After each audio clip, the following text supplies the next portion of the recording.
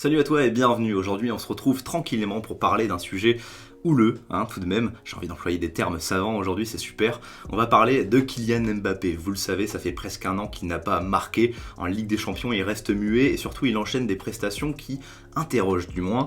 Et pourtant, vous le savez peut-être, il a inscrit son 100e but déjà sous ses couleurs rouge et bleu parisiennes. Bon, c'était clairement pas le but le plus compliqué de sa carrière. Il le dit lui-même en plaisantant avec ce bon paga. Mais ça fait du bien, ça fait plaisir tout simplement pour lui. Tu le sens directement libéré. Et on va en reparler justement de cette pression énorme, et l'épée de Damoclès qu'il a constamment au-dessus de lui. Kylian Mbappé est-il à la hauteur de ses propres espérances? C'est aussi ce qu'on va se demander aujourd'hui, parce que voilà, Mbappé, qu'on le veuille ou non, déjà il est champion du monde à 19 ans, alors calmons-nous. Il est convoité par toutes les grandes écuries du monde, c'est sûrement le joueur le plus bankable, c'est d'ailleurs la tête d'affiche du Paris Saint-Germain sur le plan commercial, ce n'est même plus Neymar, c'est Mbappé. Et pour un club français qui souhaite s'épanouir à l'échelle mondiale, carrément même plus européenne, eh bien avoir une tête d'affiche comme celle d'Mbappé, ça n'a pas de prix. Elle est grosse, peut-être qu'il prend la grosse tête, t'inquiète, moi aussi j'ai un grand front, on est ensemble Kylian, pas de soucis. Enfin voilà, Kylian Mbappé, à lui tout seul, c'est un sujet tellement riche. C'est une problématique si particulière qui déchaîne tant de passion.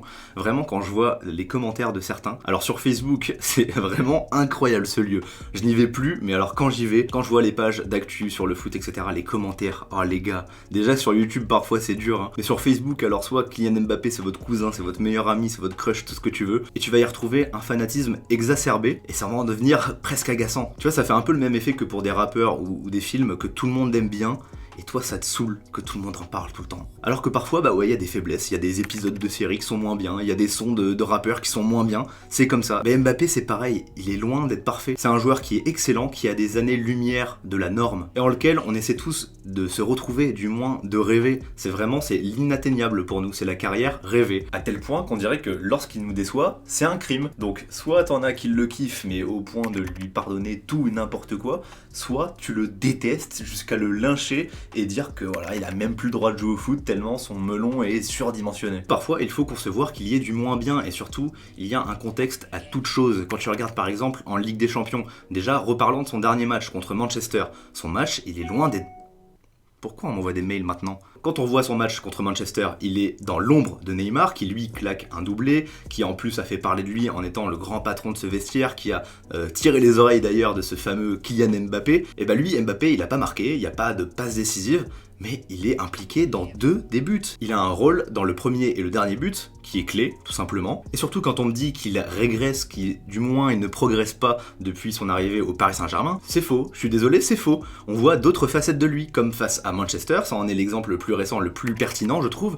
Il redescend énormément. Ses détracteurs sont les premiers à dire que Mbappé, t'es pas neuf, t'es pas buteur. Je suis bien d'accord, ok. Mais alors dans sa palette de progression, tu ne regardes pourtant que les buts? Eh ben non, il n'y a pas que ça. Mbappé, depuis qu'il est arrivé à Paris, il a travaillé un certain caractère, je trouve, parce qu'on a beau dire les starlets, ça peut être épuisant et puis ça peut déteindre sur l'image du club, mais t'enlèves Neymar et Mbappé dans le vestiaire, t'as plus de patron, t'as Navas, c'est tout. Marquinhos, c'est politiquement correct, c'est sympathique, c'est l'image vraiment poétique de ce club, c'est la relève de Thiago Silva. Mais au bout d'un moment, quand tu veux suivre des leaders, tu suis qui? Tu suis Neymar, tu suis Navas, tu suis Mbappé. Donc ne pas négliger la progression d'Mbappé sans le ballon. Parce qu'en plus de ça, c'est loin d'être évident, surtout quand t'es coaché par Thomas Tuchel qui va t'inventer des dispositifs qui n'ont pas lieu d'être. Pendant presque un an, tu as eu un 4-4-2 très déséquilibré, qui a été basé uniquement sur les coups de génie d'Mbappé et Neymar. Alors forcément, tu attends d'eux qu'ils soient décisifs à chaque match, sinon ton dispositif n'a pas lieu d'être. Sauf que première nouvelle, ce n'est pas possible de marquer à tous les matchs. Sauf quand tu t'appelles Haaland et que t'es un robot, mais et encore, au bout d'un moment il se blesse, tu vois, là il est out jusqu'en janvier. Mais donc le problème de ce dispositif, c'est que tu enlèves carrément Neymar et Mbappé, tu les mets à part,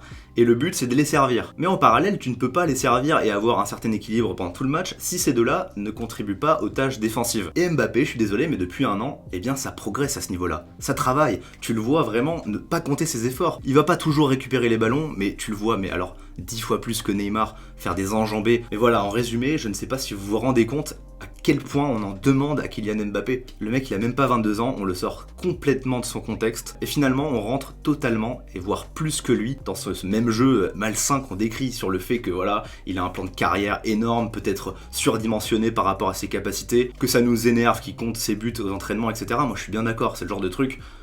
Je suis pas fan de ce genre de mentalité. En parallèle, dès qu'il marque pas, même s'il a des apports intéressants dans un match, on ne va retenir que le fait statistique qu'il ne marque pas. Voilà, comme si c'était notre pire ennemi, il y a limite de la jalousie parfois, ça en devient malsain aussi les gars. Rappelons-nous quand même que le garçon, il a 21 ans, il a même pas 22 ans, il va l'avoir ce mois-ci. En parallèle, je sais pas, tu regardes un joueur comme Dagba, bon c'est pas le même poste, mais on a une tolérance extrême par rapport à lui, tu vois. Bon c'est pas le même salaire, c'est pas la même ambition, etc. Mais Dagba, il est plus âgé que Mbappé. Pourtant dans notre tête on se dit, et moi le premier, ah pas grave, c'est un jeune, c'est un titi du PSG, il a encore du temps devant lui pour s'imposer. Mais Mbappé il s'est imposé, mais depuis qu'il a commencé à jouer en Ligue 1. Moi tu me parles pas d'âge. Il a tellement sauté, brûlé les étapes, il s'est inscrit directement dans l'exceptionnel, dans l'irrationnel, et nous a promis une carrière sans faille. Alors peut-être que le fait de le rappeler inlassablement, eh bien ça nuit à son image, ça j'en suis bien d'accord, mais encore une fois, ayons un petit peu de tolérance pour un joueur qui a 21 ans, les gars, sérieusement. Même si je suis pas fan de ce côté, voilà, je le dis ouvertement, j'ai un programme qui est défini depuis 10 ans, dans 6 mois et 7 jours, je suis au Real et pas autre part, tu vois, ça me saoule, mais je préfère que ce soit un garçon comme ça, qui ait de la volonté, qui fasse avancer le groupe vers l'avant, qu'un joueur sans saveur, sans passion, et qui nous fait pas vibrer. Avec Mbappé, je suis désolé, on vibre. Et c'est là que je vais quand même nuancer, je vais arrêter de jouer son avocat, parce que moi-même je me pose des questions, et en vrai je pense que c'est à cause de mecs comme moi, que les gens qui l'aiment pas l'aiment encore moins. Mais bon, je prends le risque d'aller à l'encontre de l'opinion populaire, hein, de la tendance du moment de clasher Mbappé, mais en parallèle, gardez bien à l'esprit que je suis conscient qu'il peut faire mieux, qu'il doit faire mieux, à partir des compétences qu'il nous a montrées, de son talent tout simplement, il doit faire mieux. Ça, je suis bien d'accord. Et encore une fois, je parle ballon au pied, parce que je trouve qu'aujourd'hui, il perd quand même beaucoup plus de ballons qu'avant. Il porte beaucoup trop le ballon, et même niveau conduite de balle, je trouve que c'est quand même moins bien qu'avant. Et donc quand on se pose la question de à partir de quand il y a eu ce petit déclin, bah pour moi, l'élément déclencheur, c'était en février dernier, le match aller contre Dortmund, chez eux, où on a perdu lamentablement.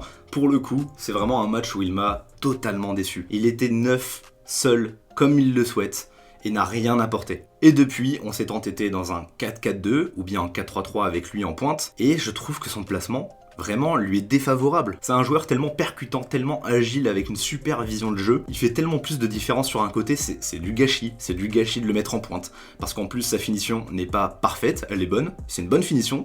Pour un ailier, elle est très bonne. Pour un pur neuf, elle n'est pour l'instant pas suffisante. Déjà, quand tu vois le nombre de buts qu'il marque de la tête, ou en reprise de volée, etc., surtout de la tête, c'est problématique pour un neuf. Enfin voilà pour ce petit édito autour de Kylian Mbappé. Pour conclure, il ne faut pas s'inquiéter, je pense. Kylian Mbappé est le premier conscient que ça ne va plus aussi bien peut-être qu'avant, qu'il va devoir travailler encore plus, surtout s'il veut s'imposer dans sa putain de position de neuf. Mais pour moi, s'il retrouve en bonne et due forme sa position latérale, surtout avec une fixation comme celle de Moise Kean, eh bien ça ne peut que lui être bénéfique. Et enfin voilà, il a atteint sa fameuse barre des 100 buts, donc espérons-le, il sera peut-être décisif dès mardi contre Başakşehir, dans un match particulièrement décisif pour la suite de nos aventures en Ligue des Champions. Voilà, on se quitte là-dessus, j'espère que cette vidéo vous aura plu, que vous ne vous mettrez pas non plus en tête que je suis l'avocat du diable. C'est difficile de trouver les mots justes dans un cas aussi complexe que celui d'Mbappé. Il a déjà marqué le football de son empreinte, le club du Paris Saint-Germain également, mais voilà, dans sa mission